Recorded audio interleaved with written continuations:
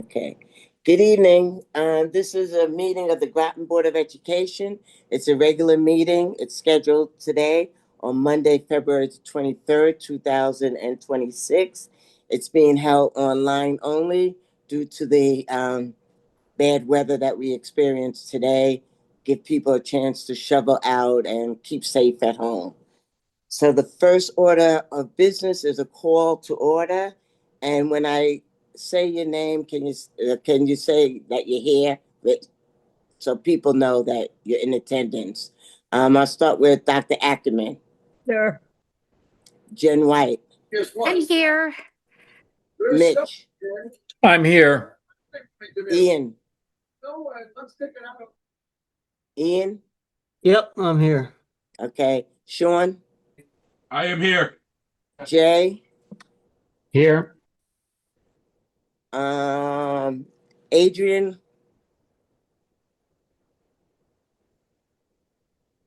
and Mike Whitney's not here. I know that for sure.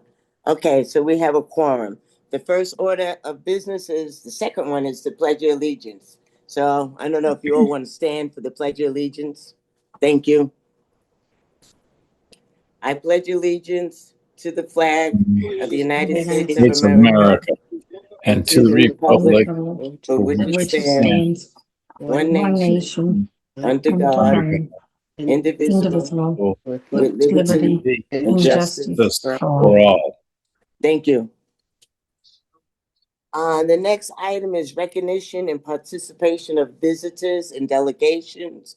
I don't think we have any tonight. We don't, not today. Okay. The next item is comments from citizens in regard to agenda items and other subjects of concern that lie within the jurisdiction of the Board of Education. This is the portion of the agenda where the board welcomes comments from citizens. Each presentation should be limited to 5 minutes or less, and citizens should, if possible, submit written comments. Presentations should be related to matters pertinent to Groton. Board members will only ask questions in order to clarify the speaker's presentation and cannot respond during comments of citizens portion of the board meeting. Citizens should make their presentations tonight by raising their hand, and Caitlin will let me know if there's anyone that wants to speak, and please state your name and address for the record. Anyone online, Caitlin? We only have one attendee and no hands raised. Okay, thank you very much. The next would be student representative report.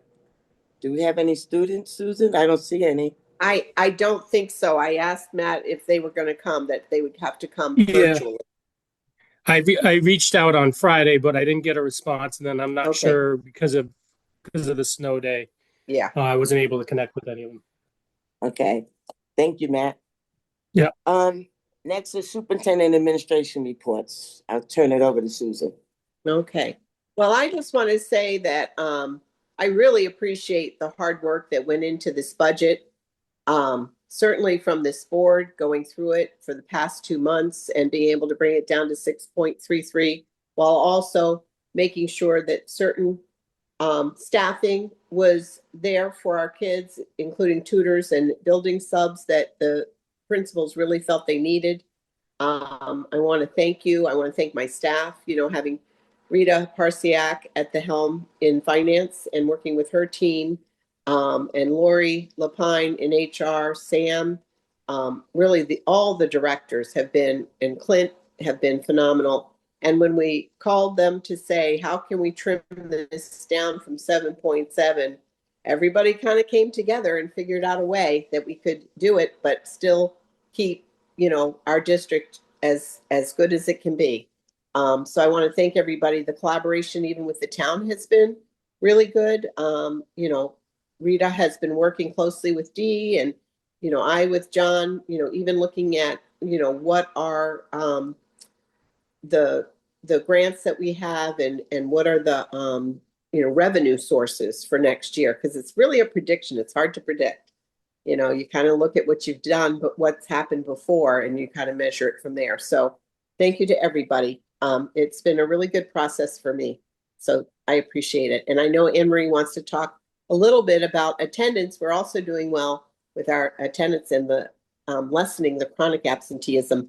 And it's been all hands on deck and a lot of hard work from our administrators and our counselors and our teams at the school level. But we're really seeing good results. So I'll let Anne Marie take it from here. Thank you. So Susan just kind of talked a little bit about what I was going to say. I really feel like it has been a collaborative effort. We started with I would say, a little prompt from you, Bev, in asking us to really look at our policy. And I'm glad that you asked us to do that because I hadn't realized that the policy hadn't been updated since I think 2018. And a group of administrators came together over the summer. We really looked closely at what we can do first with improving the policy. Once we did that, we brought the entire team together in the beginning of the school year, and we created the Attendance Improvement Initiative, which we like to call fondly AII, not to be confused with AI. And we decided to really think about how we can improve our rate of chronic absenteeism, which quite frankly was just too high. And so we did a lot of things. We first looked at what we can do around tier 1, and we meet monthly as a group. Actually, we have a meeting coming up on Wednesday to think about what strategies we can do with our teachers, not just our leadership team, but how we can involve our teachers in that effort. In addition to that, we've done a lot of work around communication. We've improved the tone of our letters that go out, when we have students that are absent, really try to be more collaborative with our families to see, what help can we lend rather than, making it seem like people are bad and wrong because their students have had to be out, because there's a variety of reasons that students are out. The other thing that we've done is that we send letters home where we've sent letters home at day 45 and day 90 so that families are aware of just how many days their child has been out and how does that compare to, where everyone else is. Just more of an awareness. We've done just a lot of positive messaging around attendance. You probably saw the day 90 video, which we've gotten a lot of compliments around that. That was the first time we did that. And, again, we were really proud of that. The other thing that our principals have done is they've done a lot of kind of like I would say incentives around attendance. One person who's really led the effort around that has been our newest principal, Principal Sawyer at Charles Barnum. And I think a lot of the other principals have taken her lead. And that could be anything from spirit days to, just getting on the Facebook page that she's created and creating little videos. But the kids have really enjoyed those and has really motivated kids to come to school. Another principal who's done a lot of work in this area is Jamie Giordano. And she's created a student leadership program that has really motivated kids to come to school. So we've done quite a number of things. And then again, around tier 2 and tier 3 interventions to really supporting our families who have students that, for a variety of reasons, just need some more support in coming to school regularly. The one thing I really want to note is that our most recent data poll shows that we've decreased our rates of chronic absenteeism by almost 6% from this time last year. So we're really pleased and we're excited to see those numbers continue to decrease by the end of the year. Okay, thank you, Anne Marie. Any questions for Dr. Mancini? No? Okay, thank you, Dr. Mancini. Next is the Director of Finance report. Hello. Can you hear me? Yes, we can. Clint, will you be sharing the document or Caitlin? Attachment 1. Kate's got it. Okay, thanks. So the attachment 1, yeah, is the current financial statements. See if it comes up.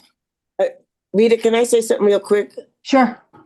Anne Marie, I just want to thank you for your hard work and helping us improve attendance because we need those students in school. So I appreciate everything you and your committee have been doing to get our kids or our students in school every day. Because if they're not in school, like Adrian always says, we can't teach them. So thank you very much. Thank you.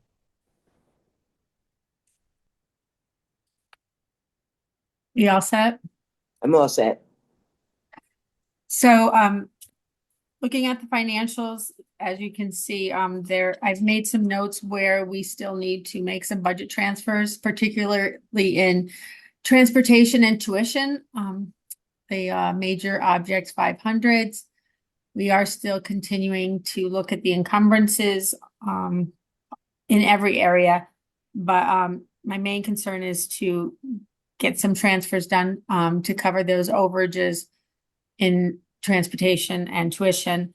I do want to let you know that we made the last and final journal entry for FY25, and I'll be sending over that report to the town. So as of today, our non-lapsing funds will be 663,500 and change.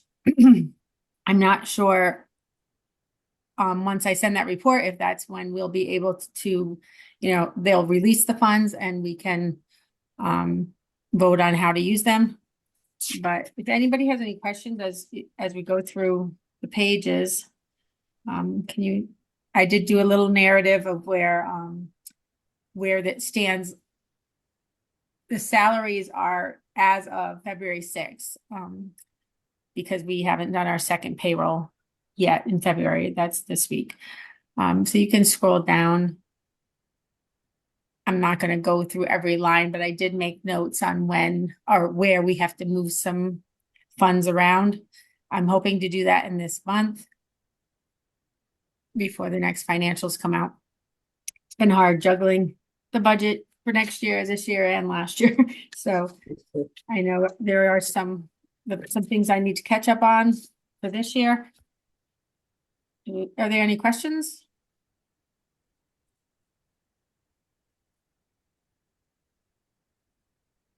I don't see any hands I raised. believe everybody has their packet. Yeah. Any questions for Rita? None? Okay. So the next attachment is the budget transfers, and that's going to start on page 7. As Mhm. all the blue area has already been approved.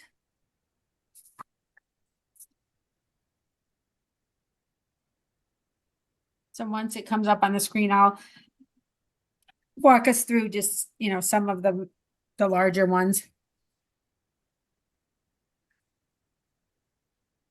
The first two, as you can see, were the department is Fitch High School, moving funds around to cover expenses. The finance reclass, there's $137. I mean, some of them are really small, but they have to get into the right place when you're doing. Can you scroll down, Caitlin, a little bit? Thank you.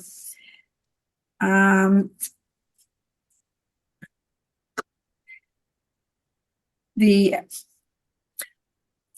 transfer for $43,425, I just wanted to point out from finance, that is for the purchase of the budget module, Alavu, for next year. So hopefully it won't be a manual process for my staff.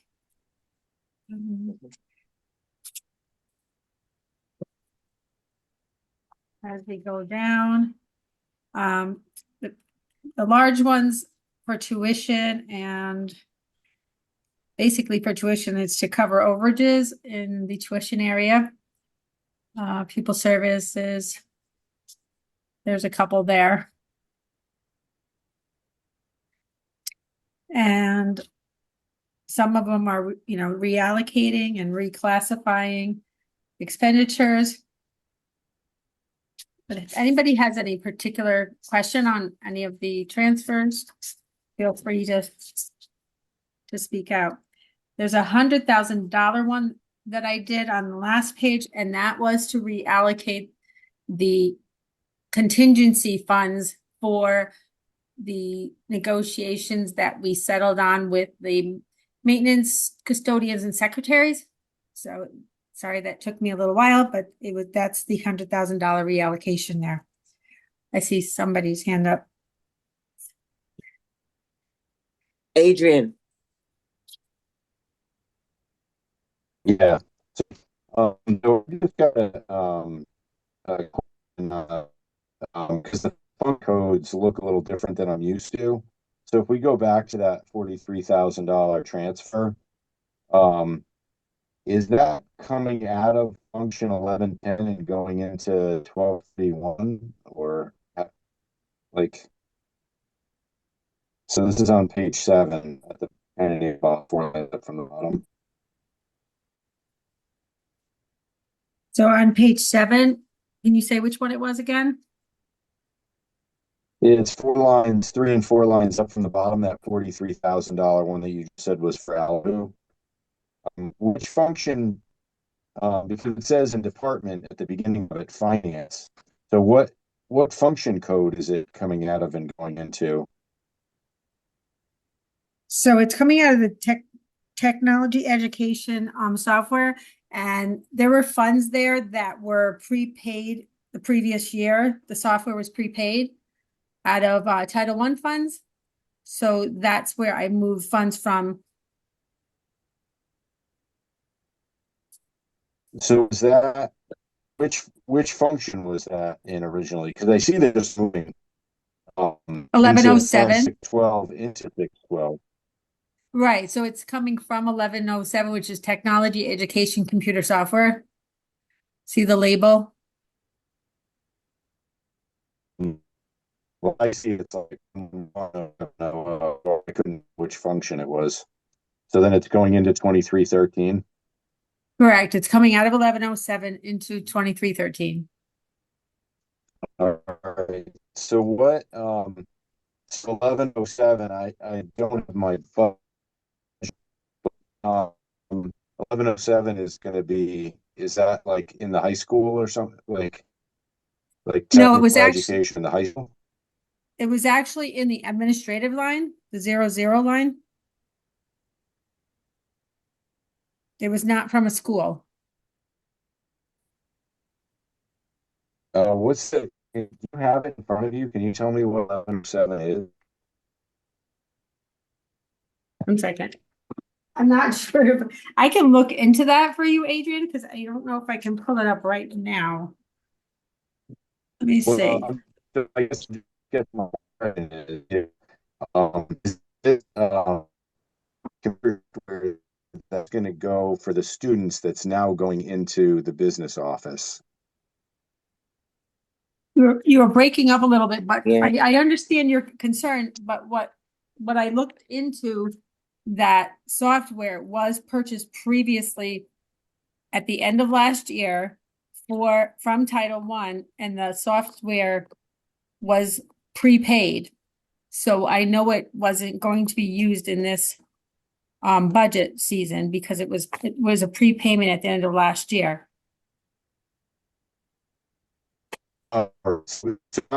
We're not foregoing some software in the schools, like some education related software in this transfer. We're just kind of taking an efficiency because we had more money than we really needed in that function.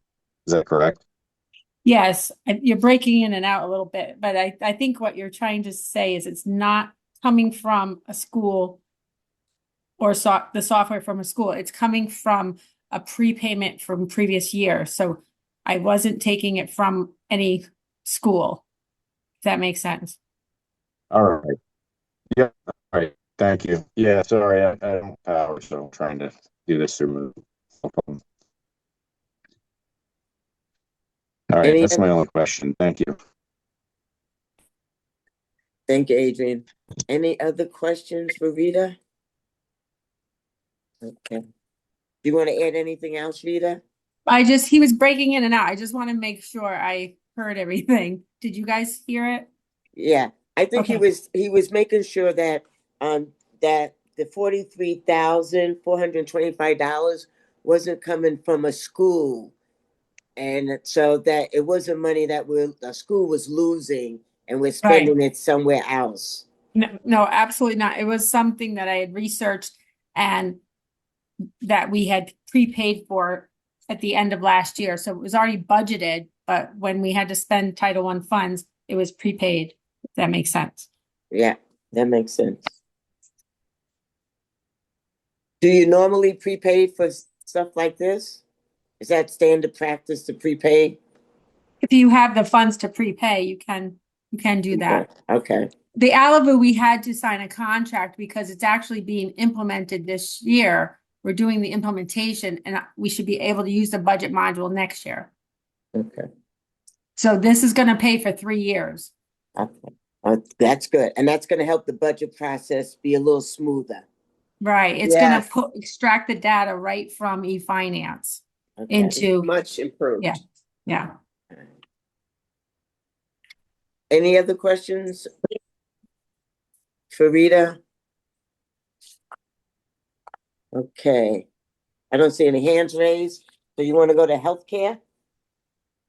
So the healthcare report from MDG is attached. As I've said in the past, they do this monthly report, but it is based on their budgeted Anthem rates. So I'm not sure if it's really of assistance for you guys. I'll wait till Caitlin brings it up. Hold on. I mean, I think I just recently let you know that the reserve has $4 million in it. OPEB is a little bit short, so we do have to watch that next couple months to see how it's doing. And if you'd like to see those reports, just let me know. Those come from the town. And can we see those reports next month? yeah, I just think the MDG is kind of like showing you the claims versus what they told us to budget, which may not have been what we budgeted. And looking at the fund balance on a monthly basis, I think would be more beneficial. So yes, I don't know if you want to have both, Bev? Both would be good. Anything unusual on this report through December 2025? No, looked at it, it's claims going up and down. Yeah, our claims seem to go up and the town's claims seem to go down. Yeah. But it could be the reverse at next month or the next quarter. That's why I think we should be also keeping an eye on the fund itself and the OPEB. Okay. I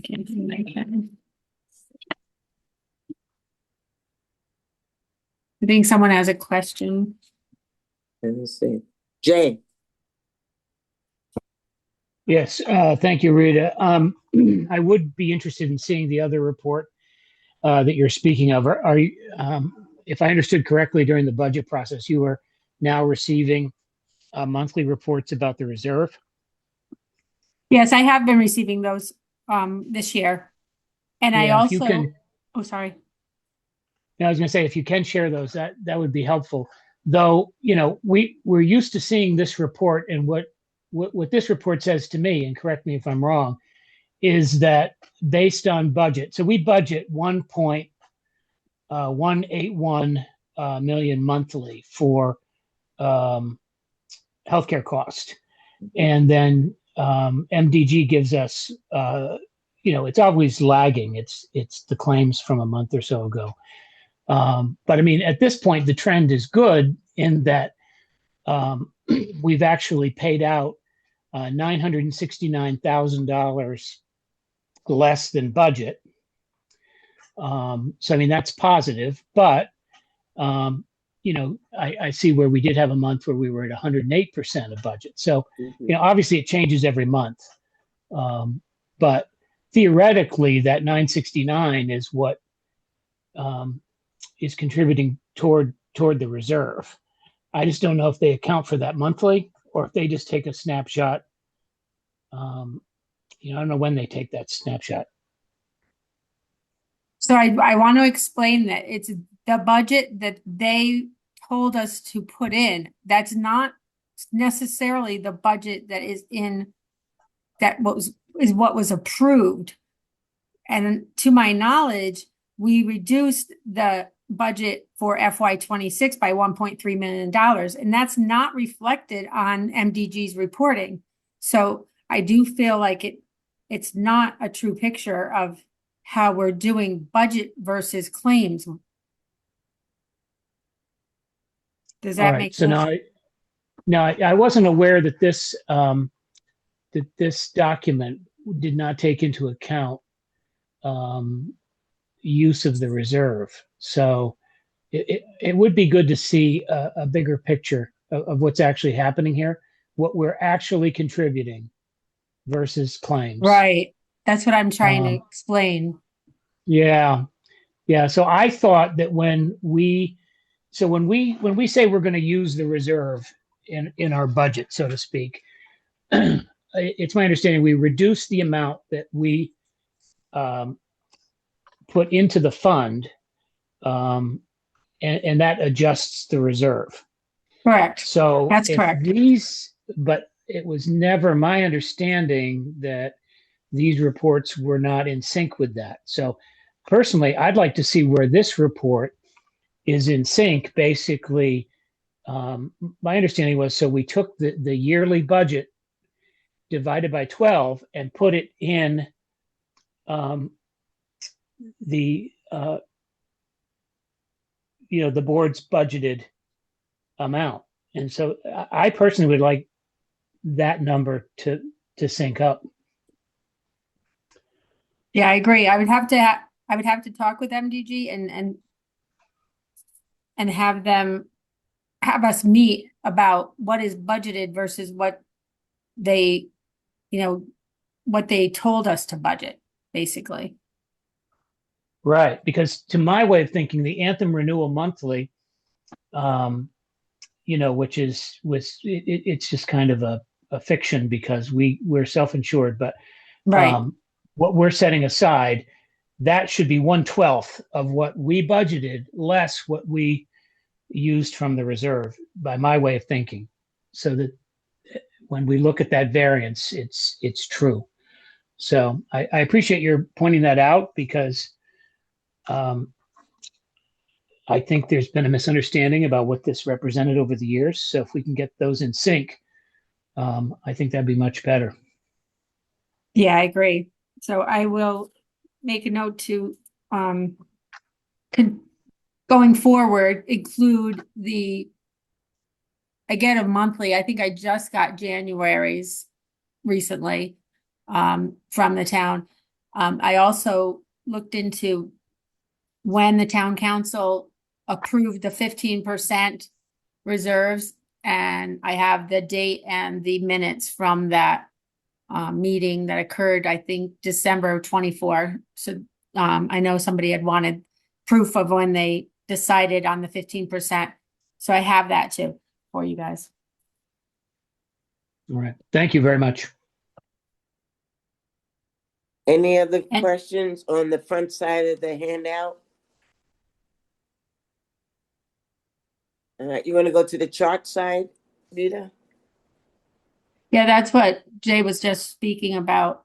I really do think that this number is, I can double check, but I do believe that it's the Anthem projected rates, not what's actually in the budget or what's been being contributed monthly. Caitlin, the chart is a little, it needs to be turned landscape. Yeah. Yeah, I'm not sure how to do that, but yeah, check. I'm sorry that it didn't The scan PDF. that way. Any other questions for Rita? None? Okay, thank you, Rita. You're welcome. Next item is Director of Facilities, but I don't see Sam on. Oh. Huh. Nope. Sam's not here, Susan? Well, I didn't know that he wasn't going to be here, but maybe he got involved with snow removal. I'll Yeah. text him, see if That's he's coming okay. on. Okay. All right, that's okay. All right, next is committee reports. The first is policy. Sean, are you going to report out on policy? Yes. Okay, thank you, Sean.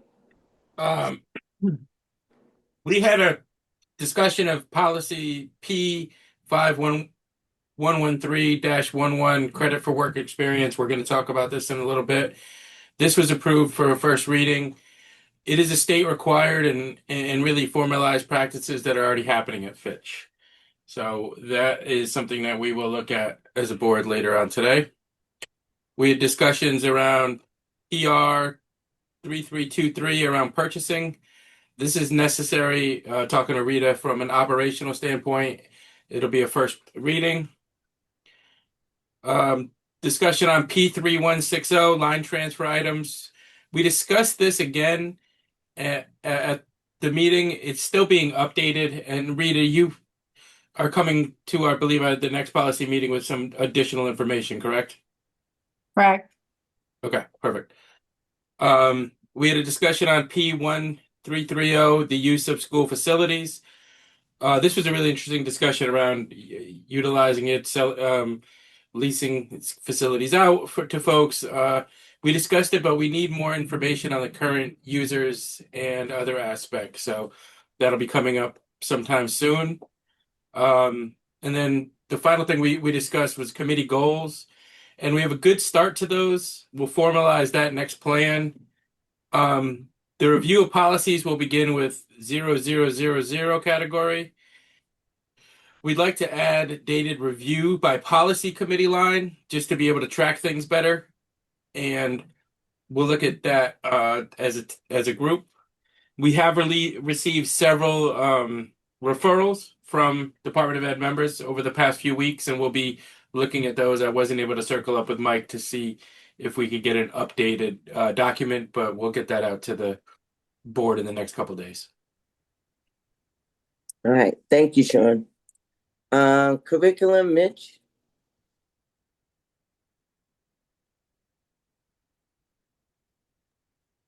Hi, sorry, I was trying to unmute. That's okay. Unfortunately, I don't remember the day we had our meeting. We did have a meeting.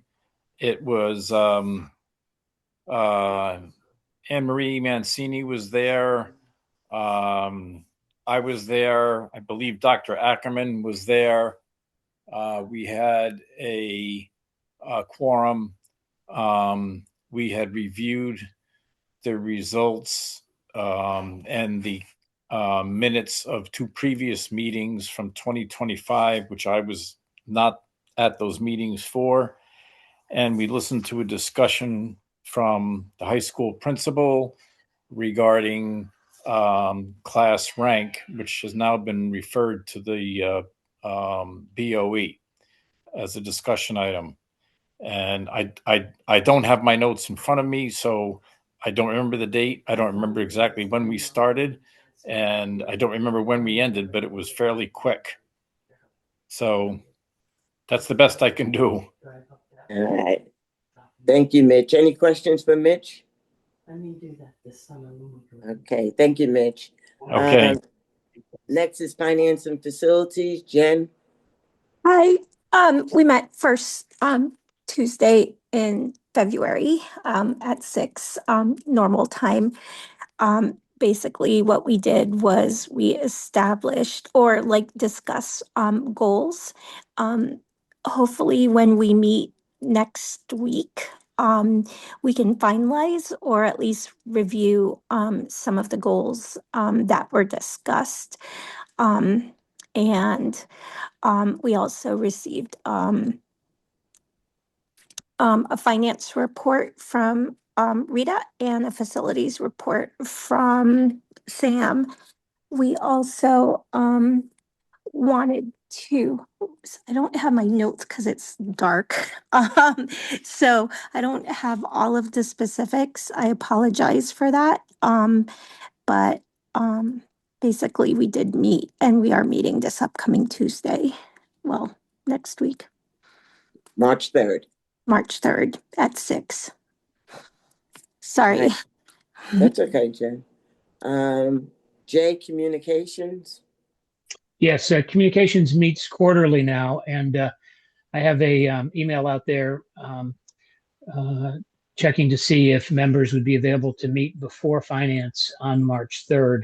Um, uh, it's just a matter of when others would be available, and that was the only date that had come up so far. So I'm just waiting to hear back on that, and hoping to meet then. If not, then we'll set a date.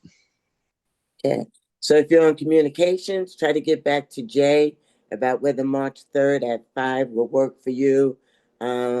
Because I think the topic, if I'm correct, Jay, is how to get the community engaged in our budget, coming out in support of our budget. Is that correct? Yes, that's correct. We originally were planning to meet later in March, but after your request, we moved it up, and unfortunately, that was the only date that really worked for some of the um, um, administration that we would like to be there. So I'm hoping that we can get together before finance on March 3rd. Thank you, Jay. The next is AGSA GEA Board of Ed Liaison. And I forget when that meeting was, on January 28th, 2026. Myself, Adrian, Dr. Mancini, and Susan were there with the AGSA and the GA. And we discussed some, and anyone that were there, please feel free to jump in and add to what I'm saying. We discussed some safety issues. They also want us to look at the lockdown drills because they haven't been looked at since 2005. So they like us to take a look at that and see what other districts are doing in regard to lockdown drills. They also ask, when parents and students have community concerns, they seem to be taken more serious than when teachers bring up something. And they like us, when this happens, for the board not to respond right away, to refer it to Susan and let Susan get back to the board. And that was a request that they had. Also, they want us to be very careful about focusing too much on test scores, because there's a lot of variables with test scores. We know what the scores are, but sometimes, and this came from Waterford also, Waterford Public School, the administration said that they know the scores, but they're trying to find out why, what is the why behind the scores? So if our scores are low, why are they low? And that's what we really need to get at and try to resolve that problem. I don't know, anybody else want to add anything? Susan, Anne Marie, Adrian? No, I think you really covered it, Bev. Adrian? And we addressed some of the facilities issues at finance and facilities at the last meeting with Sam. Adrian, you want to add anything? No, I don't have anything to add. Okay. Dr. Mancini? I don't have anything to add either. Okay. Next is athletic fields. I don't think, Mitch, you were not able to go to athletic fields, correct? You and Mike, because we had a board meeting. That's correct. Okay. Next is Learn.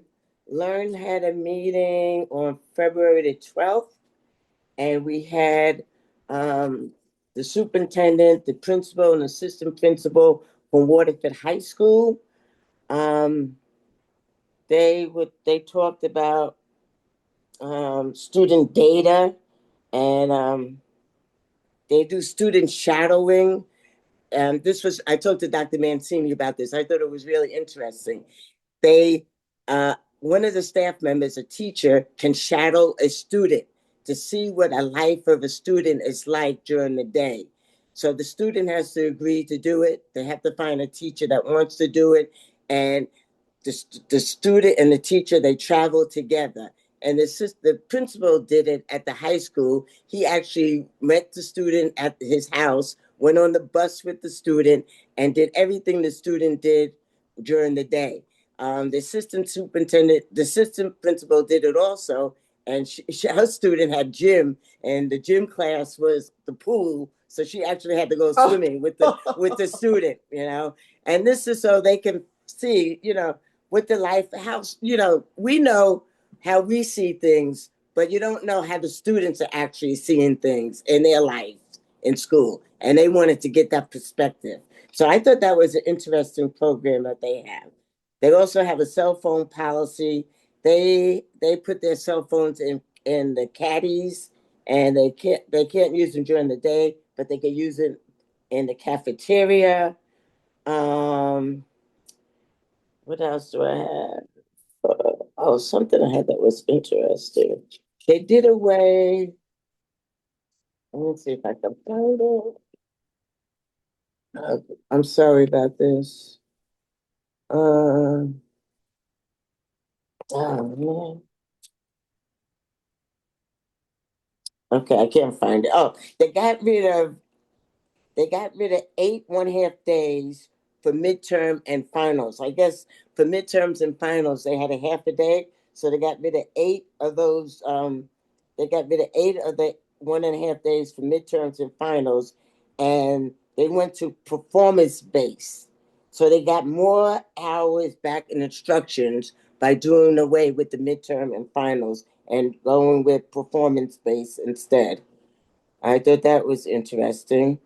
And okay, and also at Learn, we talked about teacher residency program, and they had 172 teachers in the last 7 years, and 95% of those teachers that went through that program are still teaching. So that's a thumbs up for that teacher in residency program. And we do have a student in that program, don't we have, Susan? Do we have anybody in that program? We've had a couple every year. We don't have it in the budget for next year just because, we actually have quite a few. I would have to find out from Lori how many total, but Mhm. it's been a very successful program, and each one is in a classroom now and doing a really superb job. And they also are talking about looking at the high school Waterford. I'm going back to Waterford, looking at class offerings, maybe offer a class every other year. So instead of offering a class every year, because they're having problems with the AP, and not problems, but with class sizes for AP and ECE. So maybe not offering the same class every year, doing it every other year, and doing semester based courses instead of year-long courses. Yeah, And that's similar to what we've been thinking about too, Beth. I think okay, it's kind of a trend for all of us. all right. And they talked about absenteeism, and that's about it. And I did ask and learn about class rank. And Waterford, they don't have class rank. Killingly had them. This is their last year of class rank. Montville, no class rank. And a couple of other school districts have no class rank. So just to go along with what curriculum was talking about, I thought I asked that question to the board members at Learn. And that's it for me. The next is action items, consent agenda. Any questions about Learn before I go on? Okay, consent agenda. All matters listed under the consent agenda are considered to be routine and will be enacted by one motion. Points of clarification will be allowed. We have approval of special meeting minutes of January 28th, of February the 2nd, February the 9th, February the 9th, February 12th, all of 2026, and with acceptance of gifts from Daniel Packer Inn Restaurant and Pub, donated $150 in the form of gift cards to the mentor program. Do I have Adrian? Oh, well, I'll make the motion to approve the consent agenda, but I also have a clarification. Okay. Do I have a second to approve the consent agenda? Second from Mitch. Second, Mitch. Okay, go ahead, Adrian. All right, so on attachment number 4, under section 3, where it says comments from citizens on the first page, it states Chairperson Washington referred this item to the Facilities Committee. And you can speak to this, Bev, but I'm pretty sure that you said you would bring it up as in future board action to see if the board had interest in bringing that concern up. This is talking about Carl Franklin and the land. Oh, yes, I did The say land that. up. All right, yeah. So it just says in here that you referred it to the Facilities Committee. So I just wanted to correct the record there that you were going to refer it to the full board. And then on one other comment on the same thing, on the bottom of page 3, it said under Mr. Johnson noted budgeting support for paraprofessionals, and then finance commitment for IB testing. I read kind of a long thing on that, and I think that summary is a little bit too short, and it didn't really get the idea. So I would like to add just that it say after that financial commitment for IB testing in concert with low number of awarded IB diplomas over the last 4 years.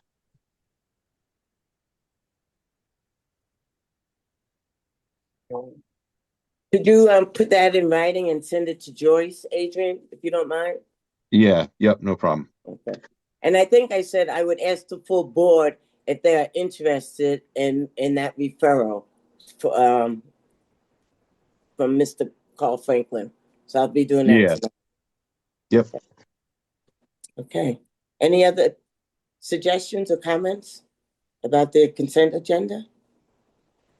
Okay, all those in favor of approving the consent agenda as amended, as corrected, say aye. Aye. Aye. Aye. Okay, so that's Adrian said aye. Dr. A, you said aye. Yes. Ian? Yep. Ian? Yep. Yep.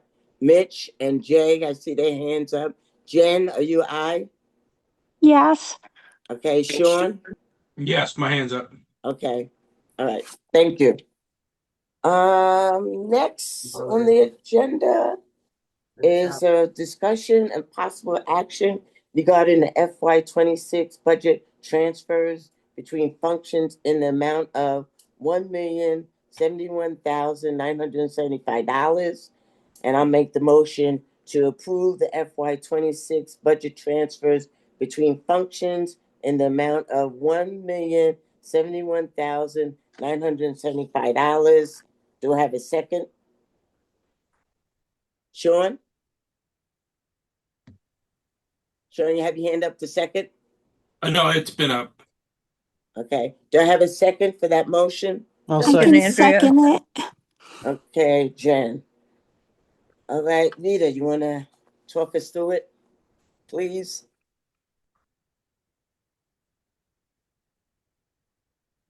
Well, during my discussion, I did go through all the transfers in the white. That's where I come up with the $1,071,975. If you look on page 9, that's where the dollar figure comes from, if anybody has any questions. So it's all the transfers in the white, not in the blue. Yeah, only one. Okay. Yep. Okay. Any questions for Rita? Let me just scroll up. No questions? Okay. All those in favor of approving the FY26 budget transfers? Adrian, you have a question? No, sorry, I was just in favor. Okay. So, a little too quick on the draw. All those in favor of approving the FY26 budget transfer between functions in the amount of $1,071,975. I see hands. Okay, Adrian, Jay, Andrea, Mitch, Sean. I'm sorry. Jen. I'm a yes. I just haven't figured out how to raise my hand on the phone. Okay, that's okay. Ian. Ian, are you there? Yeah, my hand's up. Okay. And did I miss anybody? Dr. A says everyone. Mitch has his hand up. Okay, that's approved. Thank you. I didn't have any opposed or any abstentions, did I? Nope. Okay, thank you. Next is discussion and possible action regarding, nope, sorry. Discussion and possible action regarding the approval of Fitch High School's music department's field trip request to Orlando, Florida, scheduled for April 8th, 2027 through April 11th, 2027. It's attachment 10. And I will read the motion because it's easier for me to do it this way online. To approve Fitch High School's music department's field trip request to Orlando, Florida, scheduled for April 8th, 2027 through April 11th, 2027. Do I have a second? Yeah, second, Adrian. Thank you, Adrian. Okay, we have Miss Sandra Brown online. And do you want to speak to your trip? Good evening. I hope everyone's warm. Yeah, I'm warm. I'm in my house, so I'm warm. That's right. We had the trip originally approved for this April, and after discussion with our boosters and the other music teacher and admin, we thought it would be a better idea to postpone for a year, give the students an opportunity to fundraise. Even more. When we went to Hawaii, we had a lot of donors, which was fantastic, but we wanted to put more of the ownership on the students. So that's the plan. Okay. Ian, you have your hand up. You have a question? No, that's a leftover from the vote. Okay. Any question? Mitch? Yeah, I'm not familiar with this. So how much of this is being financed by student fundraising? Right now, all of this will be the students will have to fundraise to raise the money to go. But we will also be our boosters are also open to supporting our students as well. Okay, thank you. Yeah. So the $2,000 cost per student could be offset by fundraising? Absolutely. Okay. And the chaperones will pay $1,000 a piece? Correct. Okay. Mitch, you have another question?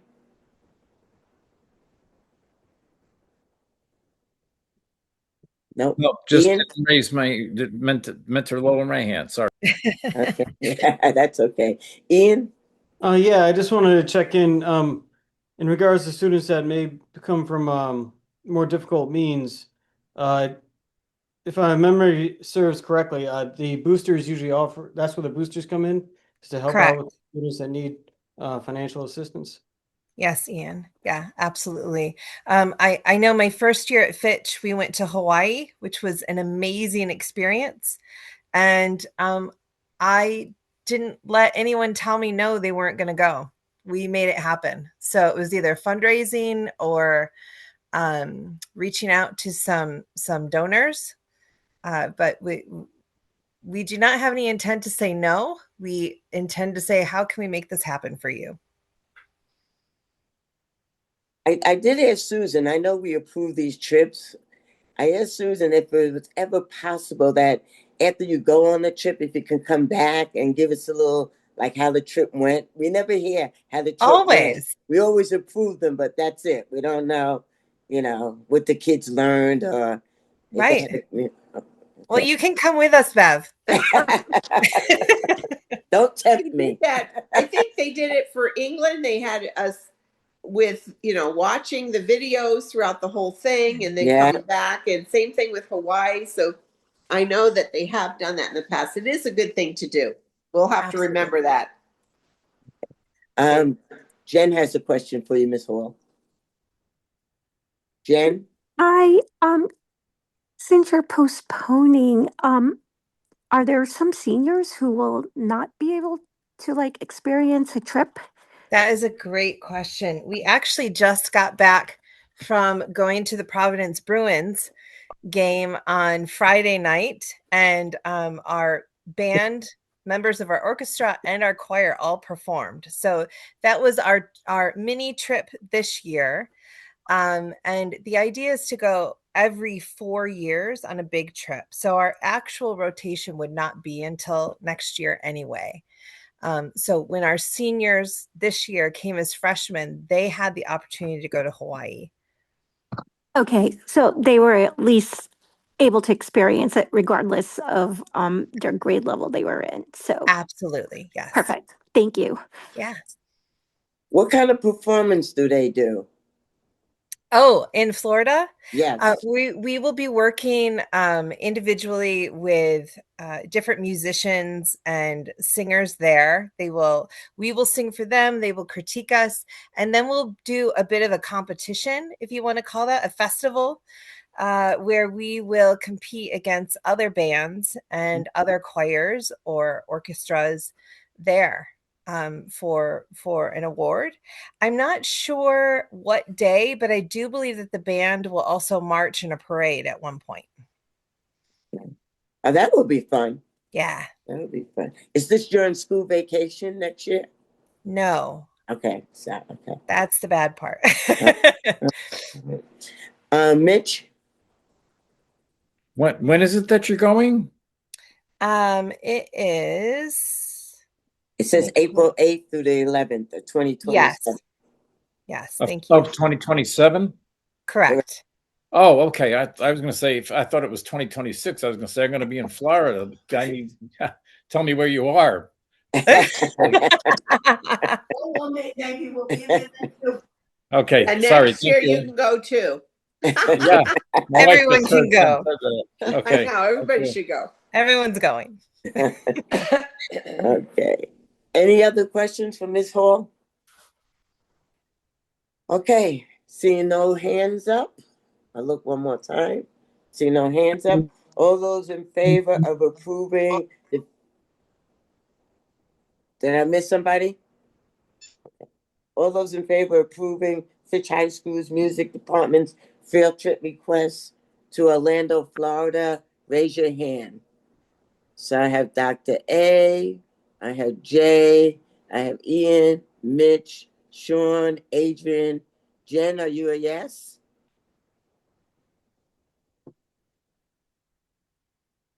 Jen? She was saying her phone might Go out. go out because she's not had power. Adrian? I was a yes. I'm sorry. Oh, okay, Oh, that's good. okay. Then. Adrian, are you a yes? Yes. Okay, Jay? Yes. Okay, and Ian, you said you were a yes? Yes, that's correct. Okay, so that passes. Thank you very much, Ms. Hall. Thank you so much. Have a good night. You as well. All right, next on the agenda is discussion and possible action regarding a first reading of policy P5113.13, work study, student employment / credit for work experience. And that's attachment 11 in your board packet. And I'll read the motion. The motion is to approve policy P5113.13, work study, student employment / credit for work experience as a first reading. Do I have a second? Second, Andrea. Okay, thank you, Dr. A. Okay, the principal's here to discuss that, and I think so is Dr. Mancini. So I'll turn it over to you, Matt Brown. And I have Amy McKenna with me too, who Okay. presented to, I believe, policy. So I'll let Amy go ahead and lead the way on this one. Hi, good evening, everybody. We're happy to answer any questions. I know the policy committee invited Mr. Brown and I to just answer any questions about what the school is currently doing for credit for work experience. They allowed us to kind of do a deep dive with them into the policy and also work alongside them on a couple of revisions. So we're here to answer any questions you might have on the policy. Did everyone get a chance to read the policy? Could you talk about the major revisions? You don't have to talk about everyone, but if there's any major ones you might want to address. I mean, I think when you kind of like look through it, there are a few highlights that I think are important. Number one, the school really does partner with the student in approving credit for work experience. We work very closely with the student, works with their administrator and their school counselor partner. They have to be eligible to receive credit for work experience, which means they have to be a student in good standing. They have to have a promise of employment from an employer, and they definitely have to maintain good standing once they actually land that job for the work experience. The school does work alongside the employer in that regard. The student establishes sort of a documentation trail. One of the things that we currently look at hours for payroll. That's how we know how many hours a student is working.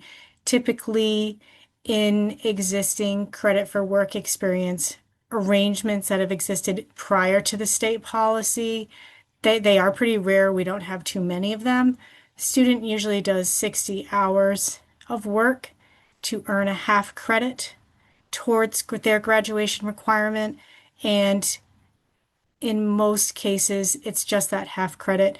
Sometimes students will earn another half credit if they work an additional 60 hours, but we do limit them to only earning one credit towards graduation. They have several other academic graduation requirements that they have to uphold, and we have to limit the credit for work experience. And Amy, can you tell us why the work study student employment is a benefit to the student?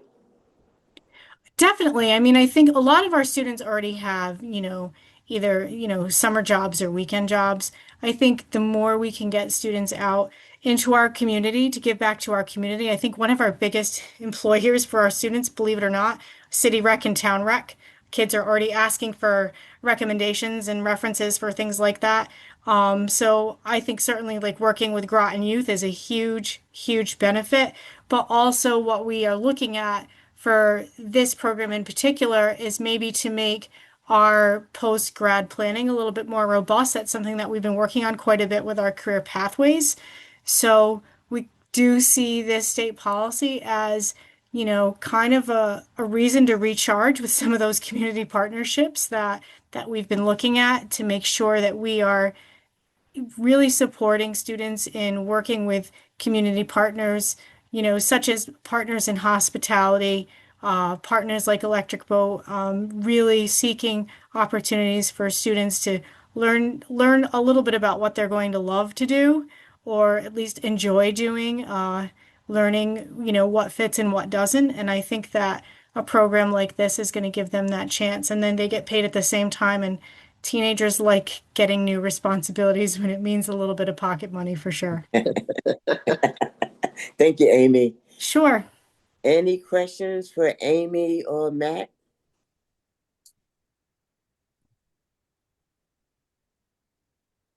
Okay. All those, I don't see any hands up. So all those in favor of approving policy 5113.13 as a first reading, put your hands up. Okay, I have Ian, Andrea, Jay, Sean, Adrian, Jen. Yes.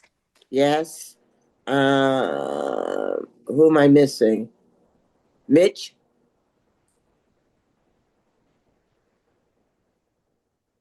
Mitch, are you in favor of approving the work study, student employment / credit for work experience policy? Mitch? Okay. Anyway, that's 7 approves the policy. Mitch, I don't see Mitch raising his hand or anything. So it passes. Thank you, Sean. Thank you, Matt, and thank you, Amy. Thank you. Thanks, everybody. Thank you. Bye. Beverly, Yes? sorry, I lost the picture on my screen, and that's why I couldn't answer you. I was in favor. Okay. Okay. You're in favor? Okay. Thank you, Mitch. Yep. All right, next is new business, discussion and possible action regarding a first reading of policy P3323, purchasing guidelines. And I'll make a motion to approve policy P3323, purchasing guidelines as a first reading, and that's attachment 12 in your packet. Do I have a second? I'll second. This Sean. Thank you, Sean. Okay, anybody on the policy committee want to say anything about this, or I can ask Rita to talk about it, or Susan? I Well, can talk. Rita's been spearheading this as she's, cleaning up some things and getting everything in place here with these policies. Okay. Do you want me to talk, Sean? Or good. Please. So this is a complete, not revision, a completely new policy. And this is based on the Shipman and Goodwin, and Cave model policy. And it helps with, the exceptions that need to be made, on the Board of Ed side of things, as far as, waivers to exclude special education, a couple other things. I think that's on page, let me see, on the page 4, would be the waivers. So this is just really needed, for my department to be in line with, what the ops review was recommending on, purchasing. Anybody has any questions? I'll be happy to answer them or try to. Ian? Ian has Yeah, a I just wanted to clarify. Yeah, so to my understanding, this is one of the policies, or this is one of the areas that the operational review suggested that the Board of Education tighten up on? Is that- Correct. Yes. Correct. At the back of this policy is the appendix, A, which is the federal guidelines, which was never included in the policy, which needs to be, because that was a law that passed a couple years ago. So that's appendix A. It's pretty lengthy. I'm not gonna read through it, but basically this is the type of policy that I'm comfortable with and used to using for purchasing. But yes, Ian, to your question. Thank you. Any other you all set, Ian? Yep. Yep. No, I'm glad to see it come through, and it looks pretty comprehensive. So I think it's a great step forward. And the policy committee looked at it a couple of times, and we've been through all the wording. So I think it's a good policy. Any other questions about policy 3323? All right, all those in favor of approving the policy P3323, purchasing guidelines as a first reading, raise your hand. So Dr. A, Mitch, Ian, and Adrian, Jay, Jen, Yes. Sean, Yes. okay, and myself. That passes 8-0. Okay, next. Action item number 5, discussion and possible action regarding approval of the preferred maximum class size guidelines. And the motion is to approve the preferred maximum class size guidelines. And that's that's attachment 13. And Susan, I'll turn it over to you. So, Adrian and I were discussing this just recently with Bev, and when he first was interested in maximum class size, as were many other board members, we looked at some research, and I actually did some studies and gathered some studies. UConn works closely with the superintendents, and one of my requests was to look at class size. And so I looked at that. I looked at other historical studies that had been done. And most of them, I've said before to the board, it's coming into numbers like 15 to 18 for the primary grades, the littlest learners. And then, that it measures up very similarly to what the board has had. The number, I also have gone, Anne Marie and I have been going to faculty meetings at each of the schools. The only place we haven't gotten to yet, I think, is the high school.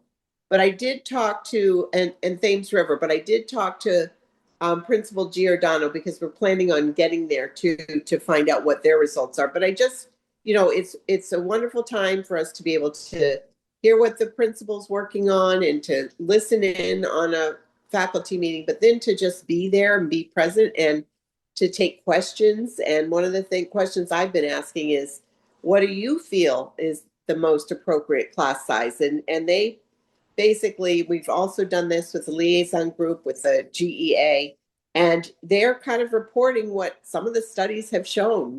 For the littlest learners, it's nice to have that class of 15 to 18. And they know that it can go up. I would say that the 25 number at Fitch and in some of our buildings doesn't really work out real well. So we try to keep it under that, like 22 to 24 for the upper grades. But in talking to Principal Giordano, she was saying that she knows that she has a couple classes because of the transient nature of her school, Thames River Magnet, and being a military school, where there's a class that had started at 16 and is down to 11 this year. The submarine went out. I think another one's coming in, but she says that's almost difficult for the teacher.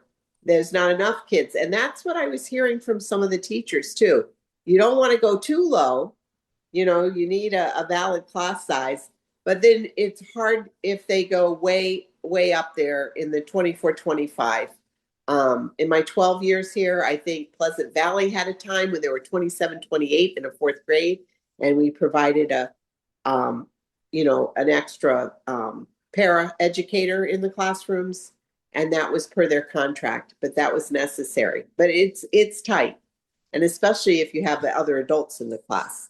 So I feel like this is really the preferred class size is really related. It relates to not only research, but also what we're hearing from teachers and principals. So the 25 number, I would say it just depends on the, for general music, for orchestra, band, chorus, they sometimes have to have the larger sizes to create the band. Science, I know they can't have in the secondary, they can only have up to 24. So the principals will schedule for that, no more than 24. Okay, so the preferred maximum class size as of today for the board, kindergarten to first grade is 20, grades 2 to 3 is 23, grades 4 to 12 is 25, remedial self-contained 6 to 12 is 14, remedial individual / small group is 40, and that's the total teacher load.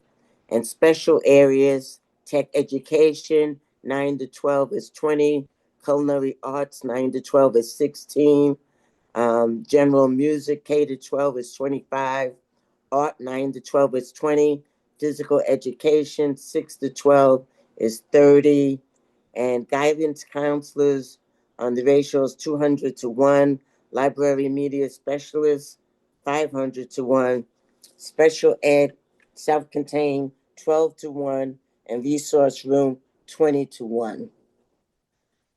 So any comments or suggestions? Ian? And then Mitch?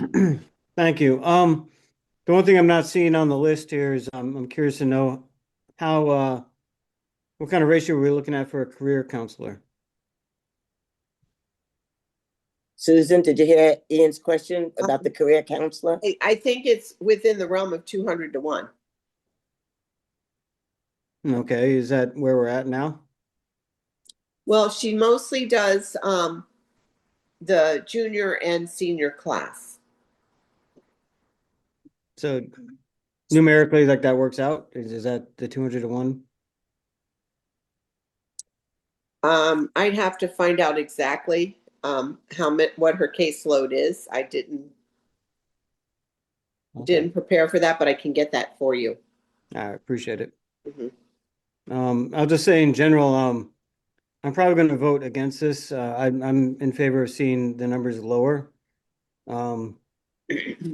But I understand that that may not be possible to accomplish at this point in time, but I think it's a matter of principle. I'm also thinking like, moving forward, looking at the budget, looking at future investments, I think, looking at the career counselor position, and well, I think we got to do some more research on that and get a good handle on what the ratio should be, and also a 9 to 10, looking at like an early start, because a lot of times some kids are really eager to get on a path earlier in life. So things to look at for future issues. Well, and all of our counselors in middle school and high school have had the Naviance program and do work on college and career readiness. So just know that all of our counselors are very invested in that kind of work at those middle and high school years. But I would say that the numbers that the board, your preferred max class size is even probably better than what's in the contract. But we just settled on the GEA contract, and there was no question, right, Bev, as to changing the numbers, I don't think. No, no question. All right. Well, again, that's just my position, as my own experience, my own perspective. It's a matter of principle. Yeah.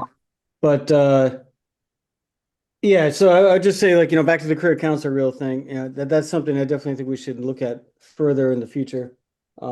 Because, parents and caregivers out there are some people are paying for career counseling and because they're not feeling they're getting sufficient assistance inside the school. So I think there's a matter of equity and accessibility that we have to take a look at. Thank you. Can I just ask a quick question based on what Ian's asking? Do the guidance counselors talk about careers also? Or is that Yes. strictly what the career counselor does? No, I would say, and because of some of our DODEA grants, which really are based on career, the one that's closing this year with Val, that has been a real driver, and that grant is affording a upgrade from Naviance so that all middle school and high school will be able to do a series of online and teacher-driven orientations on career and college. So that's work starts in 6th grade all the way through to 12th grade. So I would say that it's really been a push for us to think about, what are they good at? What do they love to do?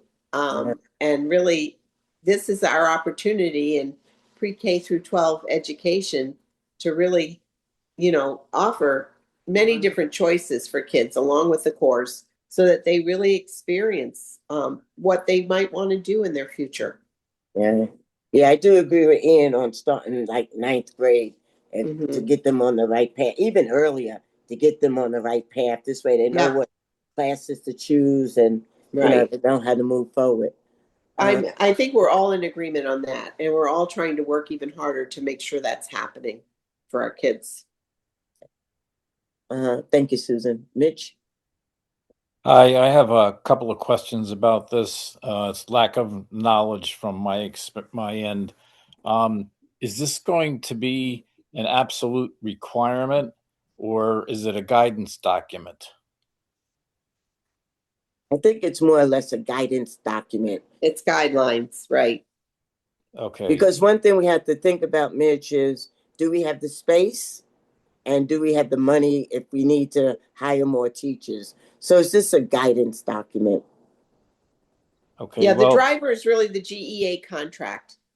And even that has some leeway, Mitch, because it, like I gave you the example of the Pleasant Valley that year that I came in and we had to add a para educator to the class because their class size was 27. So, I would say the GEA is more critical. This is guidelines, and we try to stick to them. I mean, we try to do this, keep it lesser. Okay, thank you. Mm-hmm. Adrian and then Jay. All right. Yeah, thank you for that explanation, Susan. Let me just make sure all right. Yeah, I'm unmuted. I kind of support looking into the career counselor that that Ian was mentioning, and I know we had just talked about that in budget, so I would be interested in some more discussion on that by the board. I don't know that it necessarily it would hold up me voting on this, but I did want to mention that the GEA and Susan kind of talked about this, but the GEA contract is really written from the teacher's point of view, from the teacher's workload, not necessarily what we think is best for education. I think that's more or less it's kind of a tap out. I've got 27 kids in my classroom and I need help to be successful teaching. So that's my intent, my understanding of the GEA document. And this document, in my opinion, should mirror what the board feels would be the best class sizes for educational improvement given financial implications. So these are just guidelines for where we would like to be in realizing that we can't. We can't necessarily hold these numbers, but these might be something to strive for. So with that, and with some of the data that I know Susan and Anne Marie put together for us, I believe it was in September, about that. I would like to make a motion to just amend two parts of this. So the kindergarten to 1, I would recommend to just make it 8 from 20 to 18, and then from grades 2 to 3, recommend to move that from 23 down to 20. Again, realizing that this is just a guideline of where we would like to be. And next year in the budget that we just passed, it shows that I believe all of our kindergartens are going to be at 20 or 21 students or something like that. So the class sizes are higher than the high school, and we don't actually have space to run smaller kindergartens than that. So we're going to have to do what we have to do. But I would like to make that motion to try to go with the data on this to try to improve instruction for our youngest learners. I'll second that. Who was that? Thomas. Okay.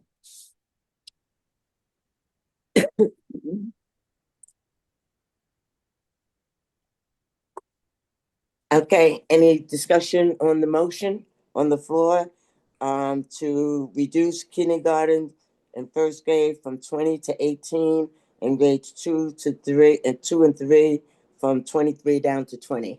Any discussion? Jay?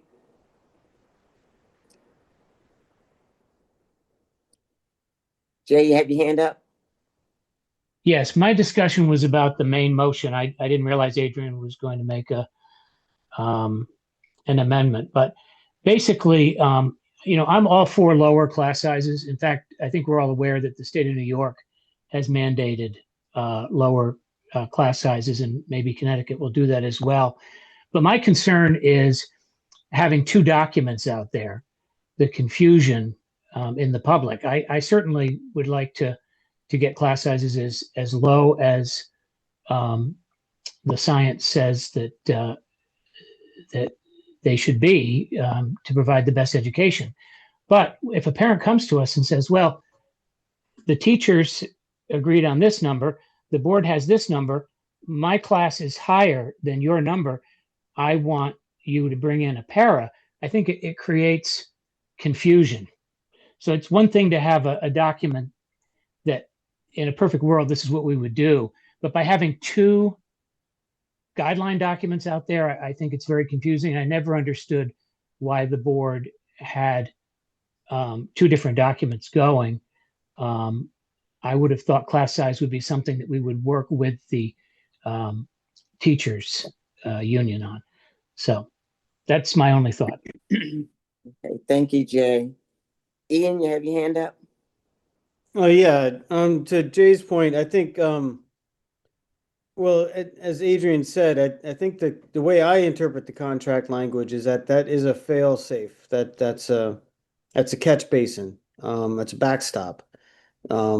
Where they have like, um, basically, yeah, it's a break in case of emergency, like for excessive sizes. Like that's a hard stop at 27.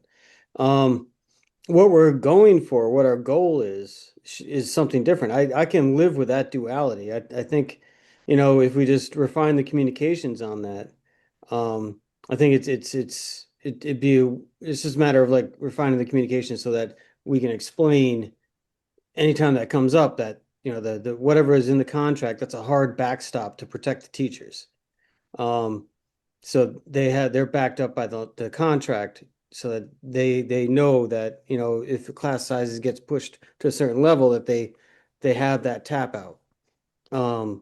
That's protection for the teachers. But the goal for what we're striving for are steady state, so to speak, to invoke Dean Antipas's favorite phrase, would be striving for a lower number. But in cases of like, some fluctuation, since we have a dynamic population, the language in the contract is there as a backstop protection for the teachers. So I think it's just a matter of looking at the communication. Thank you. Thank you, Ian. Mitch and then Jay. Hi, with regard to the career counselors that you talked about earlier, years ago when Dr. Ackerman was a principal, she used to have a career day, which I understand went over very well. Do they still do that? And is that something that Dr. Ackerman might be able to talk about a little bit to educate the people that are listening on this conversation? Susan or Anne Marie, do we still have a career day? I think we do, don't we? We have different versions of it. I know that with our career pathways, our 8th graders go up and they are able to go into the classrooms at the high school where there are certain career pathways like culinary and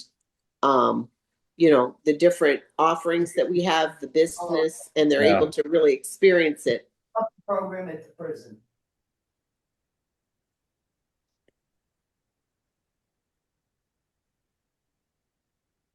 Dr. Mancini?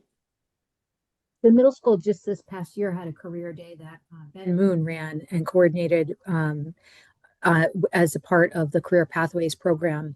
And he brought in a number of different businesses and organizations that they had different stations that the students could visit and different, I don't want to say, yes, different stations and organizations, and students visited a number of the different organizations. They talked with them. They had prepared questions. It was really a positive event. I attended, and I know that he wants to do it again this year because he got great feedback from the kids about it. And I believe it was 8th graders, but it may have included 7th and 6th graders as well.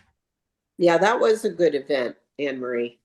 And we even had our NNDCC there, and the Navy was there, and EB, and like many of our partners. Yeah, that's more along the lines of what I was thinking. Thank you very much. It was great. Jay? Yeah, just one more quick thought. Since we're getting on to what our actual reason for making this vote tonight is, would we agree then that this document will drive our budget for next year when we go into the budget, that we're going to aim for these class sizes? Or is it just this is what we wish we could do if all the stars were to align? I mean, I think we need to make it clear. Ian said, we're going to have communication. So the contract is the stop, And that also triggers certain things like adding more bodies to the already crowded classrooms. So when we get too many students in a classroom, we bring in more staff to overcrowd the classroom more. That's how the contract works. So with this guideline, are we committing to budget next year for these new class size, board policy? Anyone want to answer that question? Ian? I would say, yeah, I would be fine with using this as a guiding document to try to, target the budget better. Because, again, like at the end of the day, like the budget's all about, maximizing impact on students and staff. So like if, you know, and also moving forward, looking at the contract, I mean, I think Jay brings up a good point there too, that maybe the remedy should not be putting more people in the classroom, but, splitting the class up and finding a way to deal with that. But yeah, I think if we're genuinely interested as a board in having lower class sizes, especially at the foundational level, then let's make that commitment. I mean, we've been moving in that direction already, with some of the investments that we've proposed in this budget and the year before, where we wanted to, increase staffing levels at the elementary levels.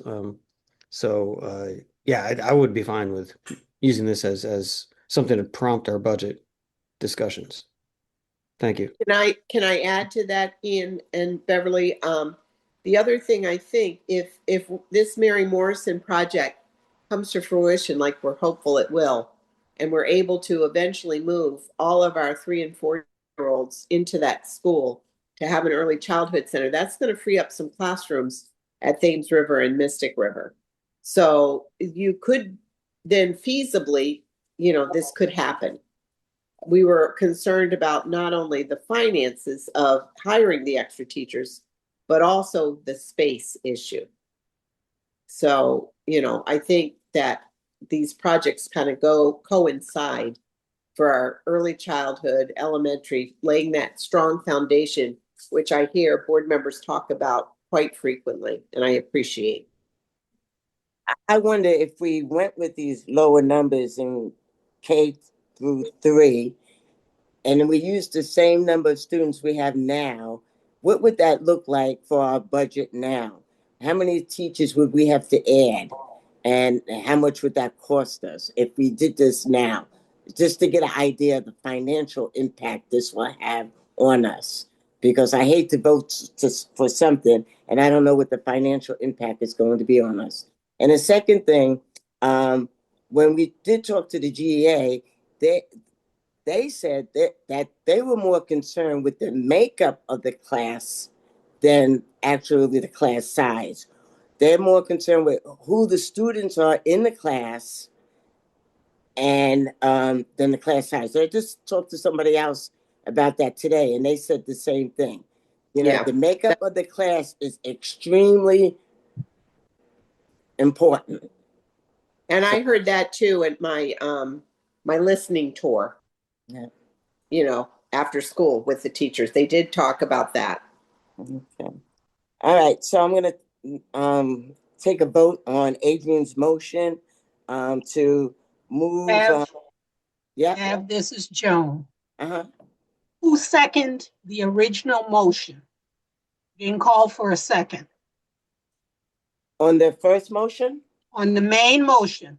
Oh, you know what? I didn't write it down. I made the motion. Who seconded the main motion to approve the preferred maximum class size guidelines? Do I have a second for that one? That was me, Thomas. I second both of them, I think. Okay. I didn't write it down, so I apologize. All good. Yeah. Thank you. You're welcome. So let's take a vote on the amendment to reduce K class grades K and 1 from 20 to 18 and grades 2 or 3 from 23 to 20. If you're in favor of that amendment, raise your hand. So I got Adrian, Ian, Sean. Bev, I'm a no. Okay. Yeah, I didn't see your hand. All I'm a right. no. All right. So that fails. 3 in favor. 5 opposed, and no abstentions. No, Mitch is an abstention. Mitch's? Yes. Okay, Mitch is an abstention. Okay. So 3 in favor, 4 opposed, and Mitch abstains. So that fails. Yeah, Bev, Okay. do you mind just clarify, just asking who's opposed? Just to make Okay. sure that everyone's connected in. Okay. Adrian was opposed. No. No, Jen, Adrian's Jen for. was opposed. Jay's opposed. Dr. A is opposed. And I'm opposed.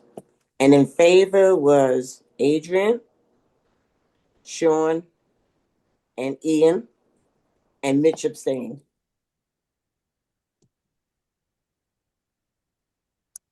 All Jay, you right, have your thank hand up? you.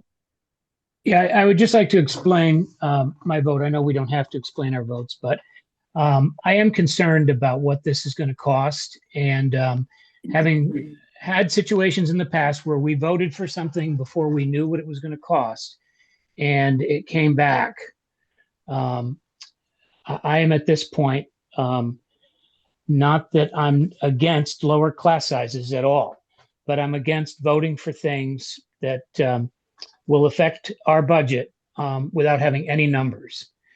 And so that's why I'm voting against it at this time. Thank you, Jay. Okay, so now let's take a vote on the main I had a motion. question on the main motion. All right, go ahead, Ian. So, these numbers, do they include students that are not, students that push in from time to time, that are not like full-time members of a class? Students with an IEP that may not be in a class the whole time, the whole day, like in a given class. They shift around. Okay, Susan, you have an answer to that? We do, it's in the contract, and it's also as we go through and keep track of enrollment throughout the year, and starting with the October 1 numbers, we absolutely account for the children who are in ABA at Mystic River, and also the Academy at Thames River, and then there's another program at CK. So we are mindful of the kids who are pushing in. In the high school as well, high school, middle school? Yep. Okay. And so they're counted as one of the numbers, was one of Yes. the members of the class. Yeah. Very good. Thank you. Any other questions? Okay, so all those in favor of approving the preferred maximum class size guidelines, attachment 13, as recorded in attachment 13, and we'll get back to everybody about the career counselor position. Raise your hand if you're in favor of attachment 13. I don't see any hands. Okay. Nobody's in favor of the preferred maximum class guidelines as recorded in attachment 13? My hand is up. Your hand's up, Dr. A? Yeah. Yep. Okay. Mitch, how do you vote? I'm abstaining. You abstaining? Jen? I'm no in regards to like what Jay had mentioned for the prior vote. Are you no against what we have in the packet? Correct. Just in the same mindset of what Jay had mentioned with the lower numbers. I am with this as well. Okay. Dr. A is a yes. Jay? Again, I'm voting no. I don't think there's any need to, I don't think that there's any urgency about this. And by voting no, I'll be able to to bring it up again. Anybody that votes no could bring it up if they voted against it.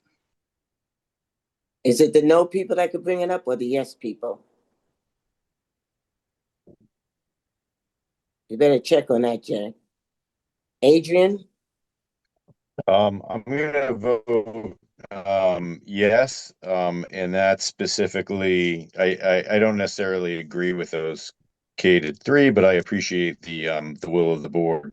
But I am gonna vote yes, and that's specifically so this does get filed because I am concerned that this document will just disappear if we vote no.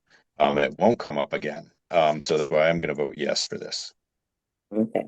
Thank you, Adrian. Ian?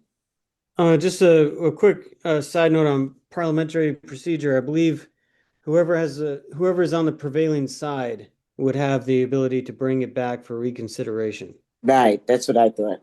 Yeah, so if the document, if this vote If the fails, no people win, they could bring it back. If the yes people win, they could bring it back. exactly. Yeah, okay. How do you vote? I remain, well, I'm going to vote no. Okay. Jen, Mitch, Sean? I'm gonna vote no, based on the same reason everyone else gave. Okay. And I'm gonna vote yes. So the no has it.